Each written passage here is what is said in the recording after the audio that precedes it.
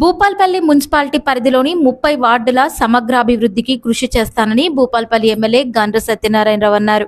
మంగళవారం ఉదయం భూపాల్పల్లి మున్సిపాలిటీ పరిధిలోని 20-21 వార్డులోని హనుమాన్ నగర్, శాంతినగర్లలో జిల్లా అదనపు collector Vijayalakshmi, Singareni GM Rajeshwar Reddy, municipal commissioner Srinivas, ఇతర శాఖల అధికారులతో కలిసి ఎమ్మెల్యే జీఎస్ఆర్ పర్యటించి స్థానిక సమస్యలను అడిగి తెలుసుకున్నారు. ప్రజలు వారి సమస్యలతో చెప్పుకుంటూ ఇచ్చిన దరఖాస్తులను తీసుకున్నారు.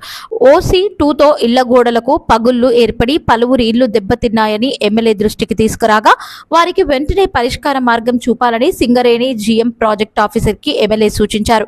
అనంతరం ఎమ్మెల్యే మీడియాతో మాట్లాడుతూ మున్సిపాలిటీ పరిధిలోని వివిధ వార్డుల్లో నెలకొన్న సమస్యలను దశల వారీగా పరిష్కరిస్తామని, పట్టణ ప్రజలకు మౌలిక సదుపాయాలు కల్పించడంలో రాజీ పడే ప్రసక్తే లేదని అన్నారు. అన్ని వర్గాల ప్రజల అభివృద్ధి, సంక్షేమమే సీఎం రేవంత్ రెడ్డి ప్రజాప్రభుత్వ ప్రథమ కర్తవ్యమని తెలిపారు.